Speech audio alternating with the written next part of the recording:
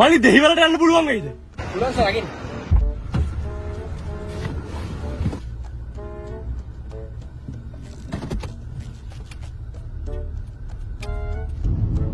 මොකද ඉතින් කරන්නේ? මම මේ පොඩ්ඩක් පල්ලෙහාට යන්න බැලුවේ. මම සලෝන් එකක් කරනවානේ. යුනිසෙක්ස් එක. කොල්ල කෙලෝ දෙකලම මම ගාවට එනවා කොණ්ඩ කපන්න. ඒක නෙවෙයි. ඔයා කැමති දුවෙට්ටද පුතෙට්ටද? මම නම් කැමති කොල්ලොන්ට. කොල්ලොන්ට කැමති? මට තේරුනේ නෑ.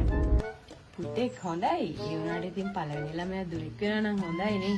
යාර බොනික්කු අරන් සෙල්ලම් කරනවානේ. නෑ මම කියන්නේ ඉතින් කෙල්ලොන්ගෙත් එහෙම වරදක් නෑ. හැබැයි අර කොල්ලෝ තරම් ආතල් දෙන්නේ නෑනේ. ඔයා කොල්ලොන්ගෙන් ආතල් ගන්නවා? බලමුකොනේ.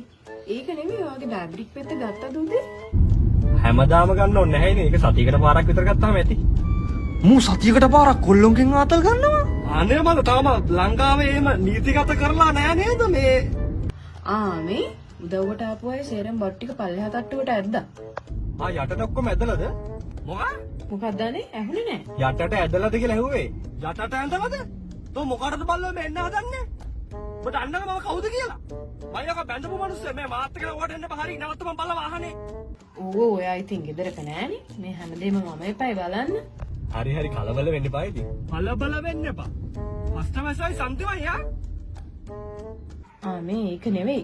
දැන් කොළඹ ගියාම ඇනෙක්ස් එකේ ඉන්න සල්ලිමදි වුණොත් මොකද කරන්නේ? හැමදාම මමලා ගෙදර ඉන්නත් බැහැනේ. අපි යමුද රූම් එකකට? රූම් යන්න? රූම් එකක් අපිට ඇති වේද? ළමයාත් ඉන්න කාලෙක. ගොඩක් ගණන් අඩුයිද? මම දැන් දෙක තුනක් තියෙනවා හැබැයි ඉච්චර ගණන් වෙන එකකුත් නැහැ.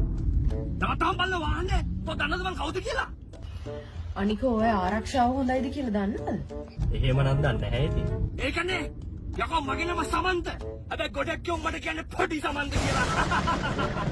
මේ මමත් නිකන් ඉන්නේ කිය ඇනෙක්ස් එකක් බැලුවා. ඒක නම් ටිකක් ලොකුයි හැබැයි. ලොකුද? ලොකු සමන්ත නෙවෙයි යකෝ පොඩි සමන්ත. නවත්තන් ඕක. ඔව් ලොකුයි. හැබැයි ඉතින් ගානක් සැරයි. ඔයාගේ බීම නැවැත්තුව නම් මීට වඩා ගානක් ඉතුරු කරගන්නත් තිබ්බා. හරි හරි මම කිව්වනේ ඉතින් නවත්තන්නම් කියලා. නවමිත. ඉතින් නවත්තන්.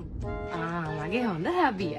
මේ ඒක නෙමෙයි එන ගමන් විටමින් C පෙති ටිකක් ගේනවද? මට පොඩ හෙම්බිරිස් ආවා වගේ. මම පොඩ්ඩක් මෙතන ෆාමසිට ගිහිල්ලා එන්න. පෙත්තක් ගන්න. ෆාමසි? Sacabou!